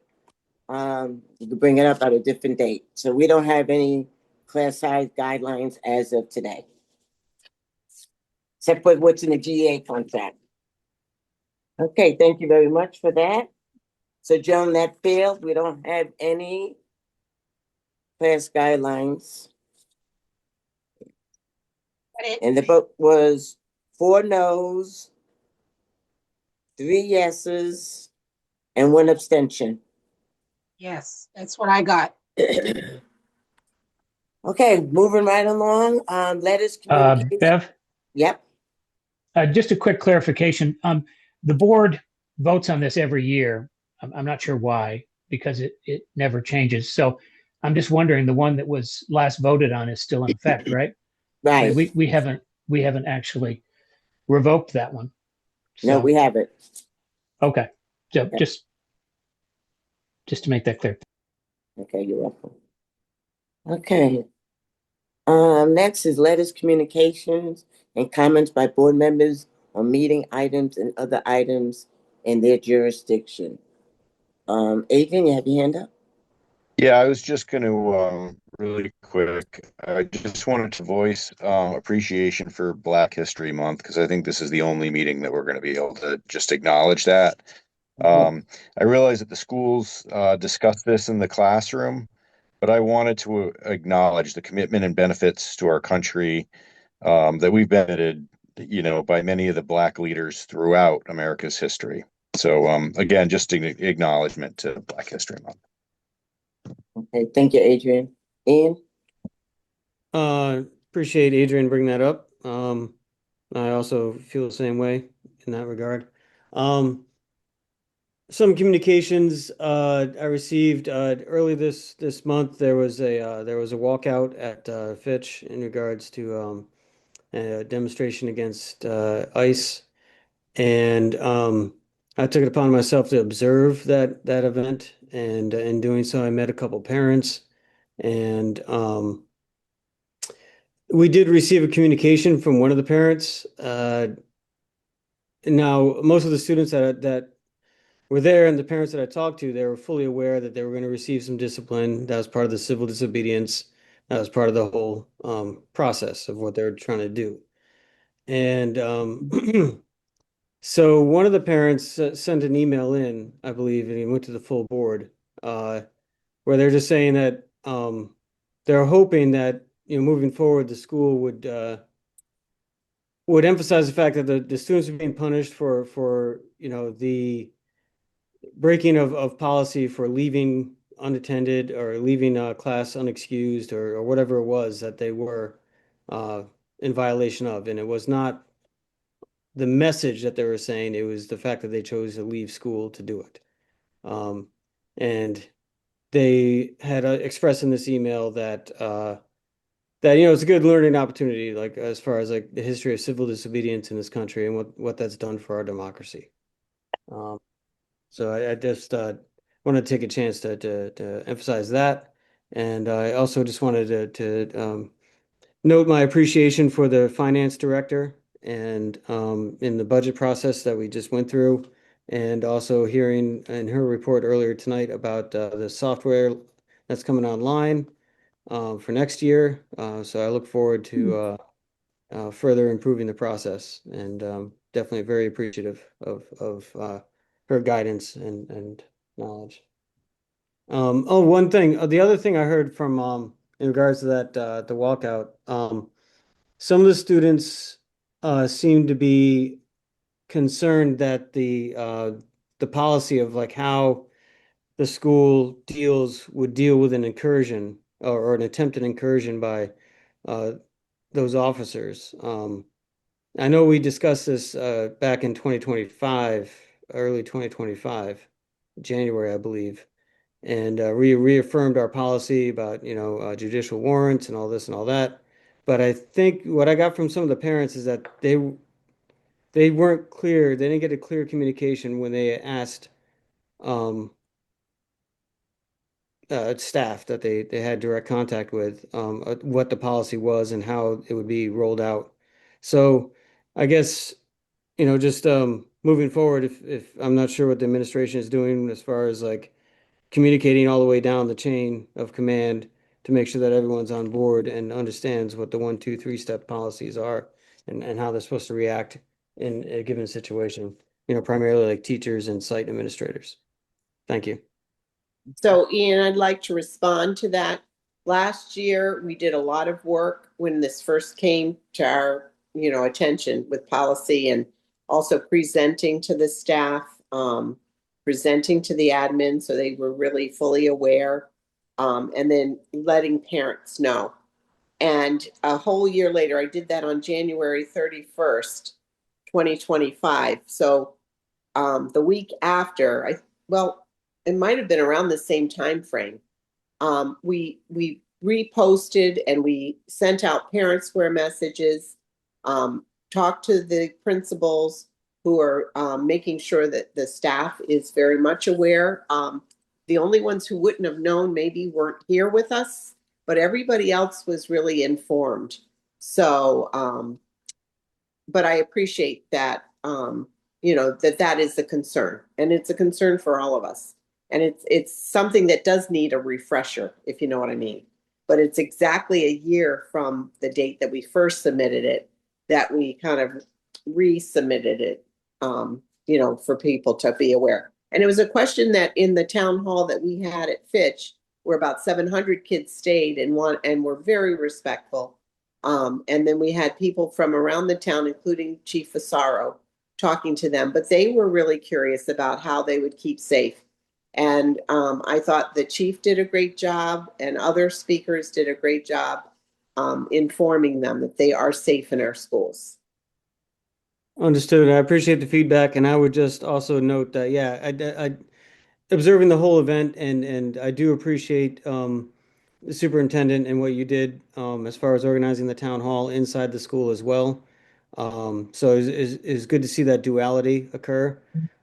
So I appreciate your response to the situation as well. It's a difficult position to be in, and I think you handled it about as best as possible. Thank you. But I have to commend the admin team at Fitch because they also allowed kids to stay in their advisory period if they didn't want to participate. So kids had several choices that they could make. So, we just wanted them to be safe, and they were.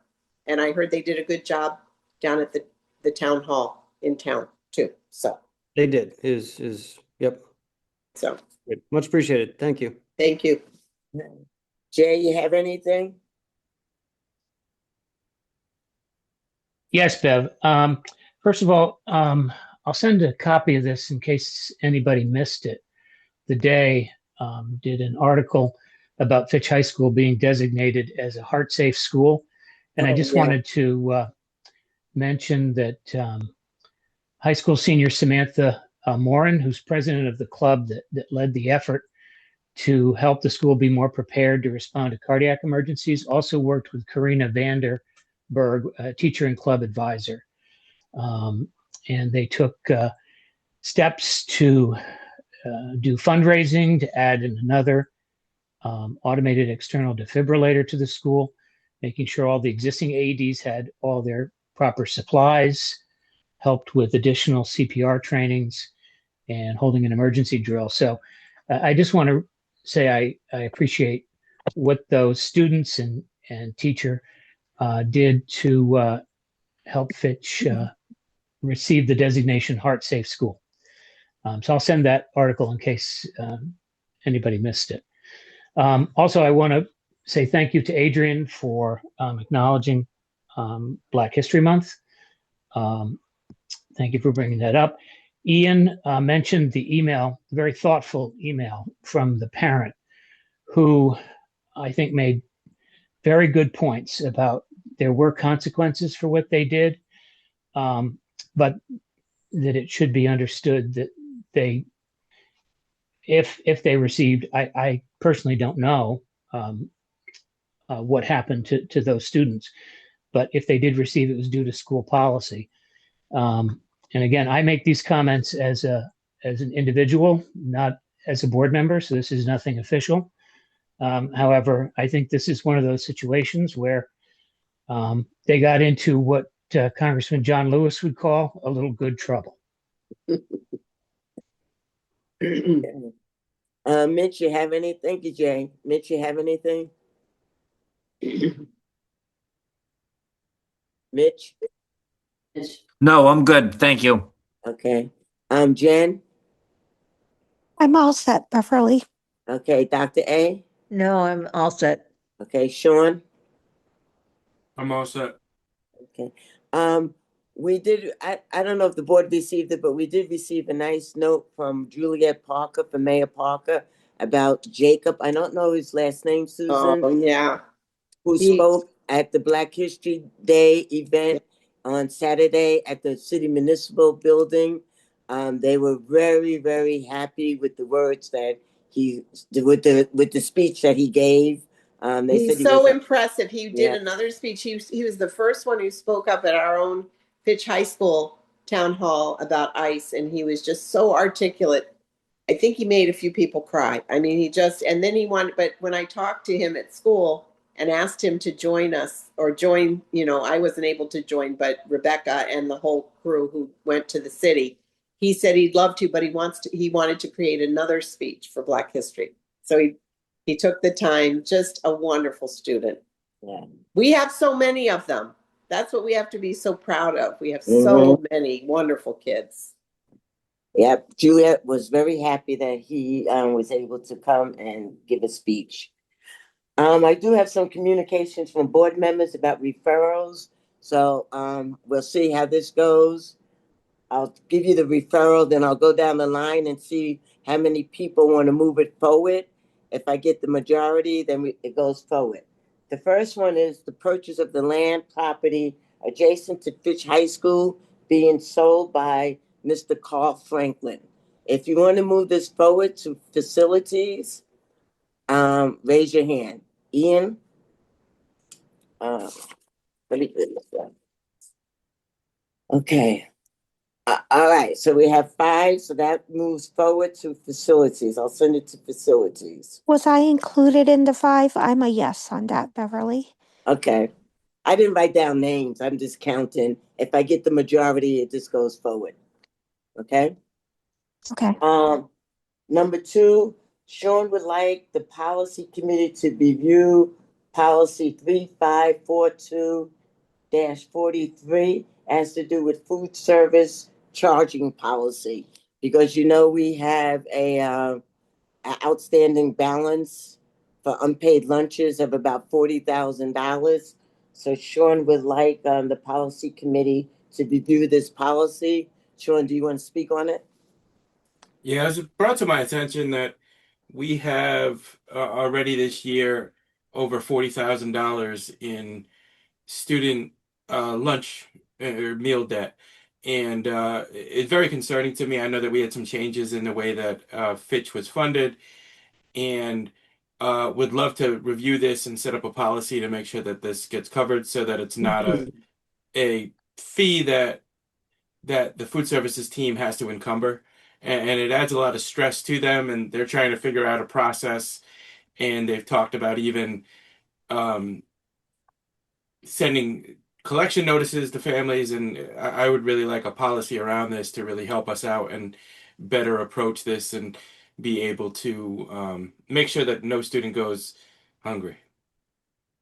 They talked about collection, but that is not going to happen. I don't want that to get out there that we're gonna send a collection agency after these families that haven't paid their bill. But it was discussed, but we're not doing that. But I So still think we need a policy. yeah, I'm not saying we don't need a policy. I update just the don't want policy. that out there that, we're gonna send these people to collection. I just want to clarify that. Okay? Thank you, Beth. Yeah. So that would go to the policy committee to review that policy P3542-43. Who would like that to move forward? Okay, I got 5 people. That's good. Okay. The next one is referral that the board consider a policy that all lawsuits filed against the district or the board or employees be reported to the board what Ian wrote within 30 days by their superintendent or attorney. Ian, if you want to say something about that.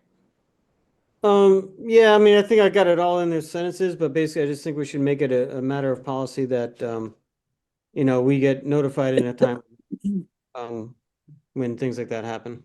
Okay. All those in favor of that, moving that forward, raise your hand.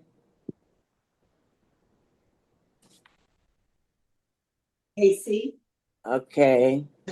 I'm 1, 2, 3, 4. I'm a yes on that, Beth. Okay, 5. Okay.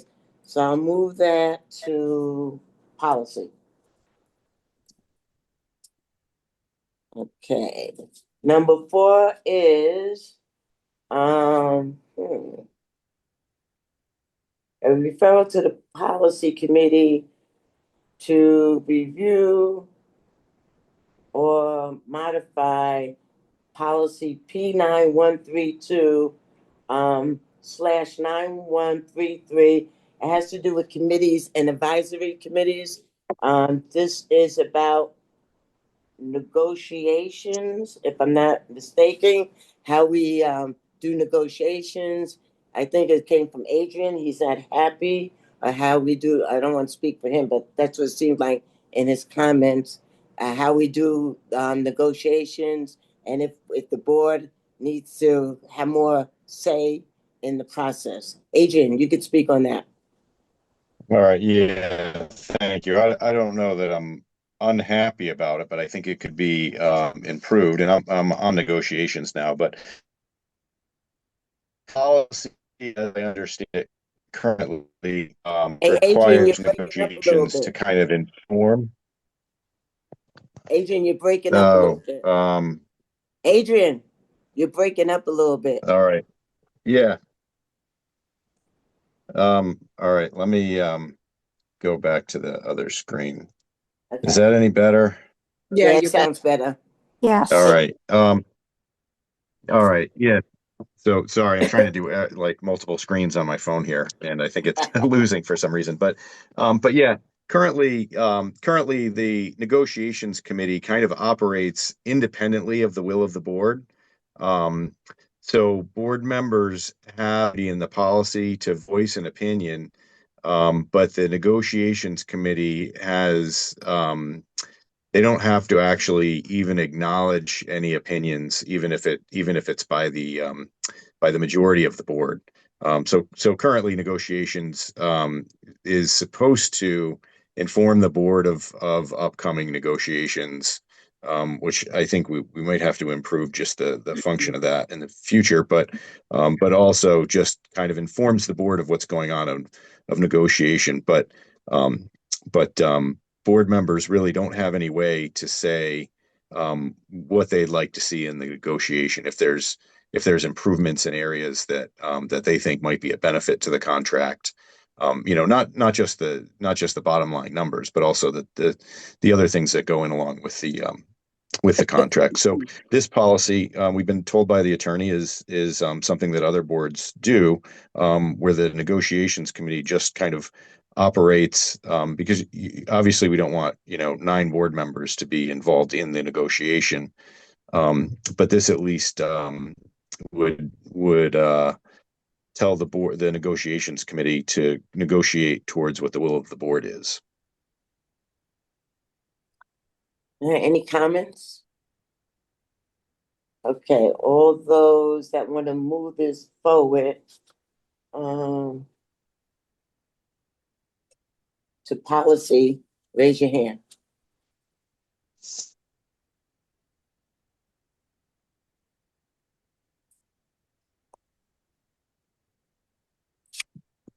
Okay, so that fails. Only 3 people have their hand up. All right. Next is a referral to review policy 1312, and it's about complaints. It's that all complaints redacted as to honor all established privacy and jurisprudence concerns are reported to the Board of Ed within 30 days of a status change, including initiation of any such complaint. And that comes from Ian, if you want to address that, Ian.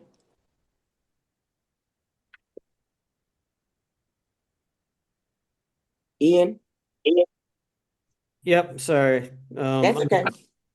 Did you hear what I said about the referral, which one it is? It's Yeah, about I got all that. I'm ready to explain it. Okay. So yeah, this dates back to a couple situations where I was just looking to create. I think the board should have some kind of report from administration that can show us how a complaint is handled and resolved, and on what level, without revealing the private concerns of the complaint, or without like compromising our quasi-judicial status, should any complaint ever escalate to a hearing. But my concern had to do with, the timeliness with which complaints are handled, to make sure that they are taken on board and they are, either addressed on the most immediate level, or if they are escalated to the next level, that they're escalated in a timely manner and that everything kind of proceeds through the pipeline. I'm not going to go into the details, but there was a couple situations in the past couple of years where it seemed like there was a bit of a log jam of some kind or something. It was unclear as to how complaints were moving through the system. And I was just looking for a way to make it part of our just established policy that we get, and also having results pop up in the newspaper before we were even notified. Like that was a bit of a surprise in one particular situation. Yeah. So again, just keeping the board in the loop. That's all. I think, Ian, I think the policy committee will get to this policy because they're doing the 0 series, and then the complaints is in the 1000 series. So you'll be hearing about that shortly. But so it's going to go to policy one way or the other. Even if people don't vote for it to move it forward, it's going forward anyway, because the policy committee will be reviewing the 0 series and the 1000 series, and then the 2000 series, and so forth. So, all right, but this makes it clean too. All those in Jay, any questions for Ian? Jay? No, I'm sorry. I was just voting for this. Okay, all those in favor of moving this forward, raise your hand. I see 4. I'm in support too. Okay, great. That's a yes to move forward to policy. Okay, thank you, Ian. And the last one is Sean, you have a question? Sean, you have your hand up. Okay. The next one is referral to consider making it a matter of policy for administration to craft an annual calendar for Board of Ed deliberations as we transition from superintendent proposed to Board of Ed approved, that is as detailed, articulated, pre-planned, and over a similar span of time as the one the town council produces every year. This is Ian's referral. If you want to speak on it, Ian. Yep. So yeah, I think I put a lot into that explanation, so I think it's pretty straightforward. But you know, anyone that's been on the board with me for any number of months now knows my um desire to have a more formalized and a predictable manner in which we handle the budget. And that would also include like forming like doing it as a committee of the whole meeting that's recessed. So it's a bit of a parliamentary procedure thing, but really I think it would help us kind of like just move through the thing more efficiently. Do we have to have a policy, Ian, or can we just request that the superintendent and the business and the director of finance do this? I would want it to see like I want to see something that exists beyond this board. Like I feel like this is something that needs to happen, for the board, whether we're the members of the board or not. I think it's a thing that we have to do. But you know what actually happens. And So I've already asked. We've already asked in the past for this to happen. Like the ad hoc budget procedure committee, and the recommended recommendations that we put forth that was part of it. So I would like so it has been asked. Oh, okay. I didn't realize you wanted it as like the town council. I think that's a simple thing to do. To do the agenda like the town council. I also asked when I first got on the board why they didn't recess, why did they adjourn? Because my prior life on the board, we always recess their budget meetings. We didn't adjourn, but it seems like they changed and this is what they do. But I was really thinking that this is something we could just ask and not make a policy. But if you feel we need a policy, that's fine. We'll take a vote to move it forward. Can I ask Ian a clarifying question, Beverly? Yeah, go ahead. So, Ian, the way Joan is able to set it up in the minutes where she goes over every function, is that what you're looking for? No, I'm looking to mimic the process that occurs on the town council and the RTM. So I think, we should look at that and, I don't want to get into it now because it's like, I don't want to, get into, it's a detailed discussion, but it's a matter of like establishing like the committee of the whole meeting and then like having the calendar of functions so that we know which days we're doing what.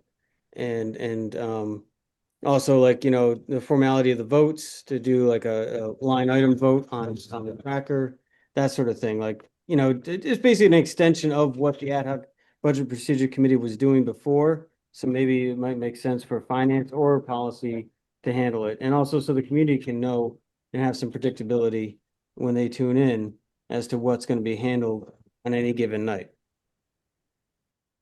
Yeah, that's almost like what's in the minutes too. But the minutes are after the fact. Yeah, that's what I'm saying. Put it before the fact. Remember, I showed it to you the night when I do. Yeah, before the fact. Yeah, we just want to have it published and have it be a thing that happens no matter who's on the board. Yeah. Okay. We did have some successful nights where we were able to even continue that conversation. So we were able to get further along. So sometimes it's hard to gauge how much we're going to actually accomplish in all of that. Okay, all those in favor of moving this forward, I will move it to finance because it has to do with the budget. So I'm moving it to finance first and then see what they come up with and then we could send it over to policy. They can do it together almost. Okay, so we got Ian, Aunt Adrian, Sean, Jay. I'm in support. Okay, that moves it forward to finance. Okay.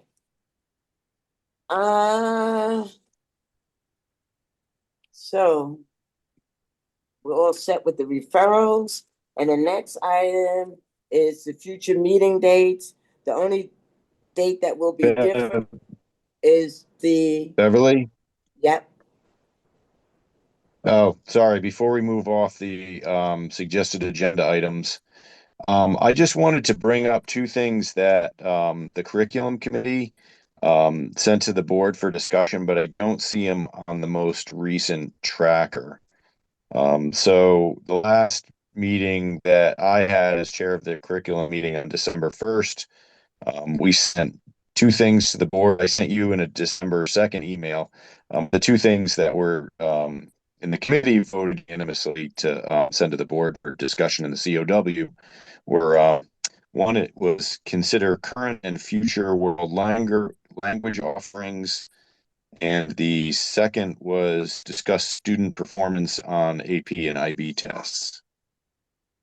So I don't know that that's because it's coming out of a committee. I'm not sure how we handle that, but I was just wanted to this kind of bring that up. student? Could you tell me that again, student?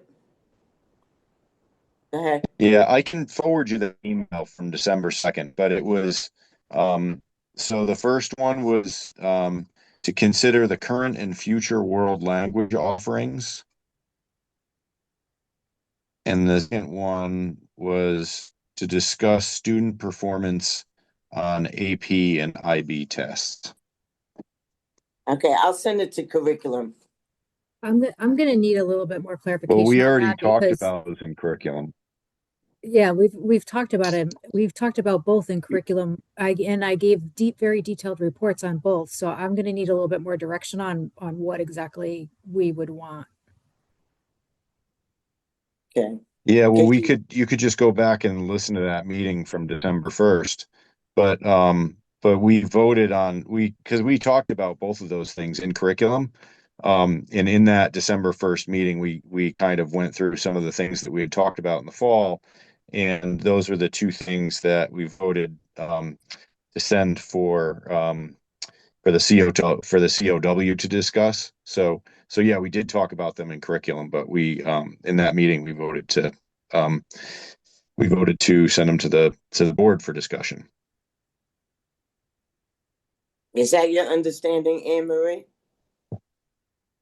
I'm happy to present. I'm happy to present the IB and the AP scores to the board. But I believe Mr. Brown did that as well when when all of the principals presented their student achievement scores. So I feel like that would be a repetitive presentation. Again, that went to the curriculum. I not only did I present the information, but there was a supplemental document that had all of the information. Then Mr. Brown came forward and presented to the board, just like all the other principals did. So again, I'm happy to present it another time. I just don't know what additional information we're looking for in terms of the world language. Again, that I'm happy to present that to the full board because that went to curriculum, but I would need additional information about what that would involve. Okay. I'll listen to the tape. What day was it? December 2nd? Yeah, December Okay. 1st. December 1st. Okay. Okay, thank you, Adrian. Yeah, and I'll resend that email out from December 2nd. Okay. All right, for the future meeting dates and calendar items for board attention, the only change is communications. They will not be, I don't think they'll meet on March 26th. Hopefully they can meet on March 3rd and they can help us with community engagement for our budget. Okay. And any suggested agenda items other than what Adrian brought up? If you have any suggested agenda items, just forward them to me or Susan, and we'll take a look at them. All right, Dr. A, your turn. Motion to adjourn? Do you have a second? Second. Okay, it is, I think it's 8:17. Woo-hoo! Sean and Andrea, and 8:17, we are adjourned. Thank you, everyone, and stay safe, stay warm, and no school tomorrow, right, Susan? No school tomorrow.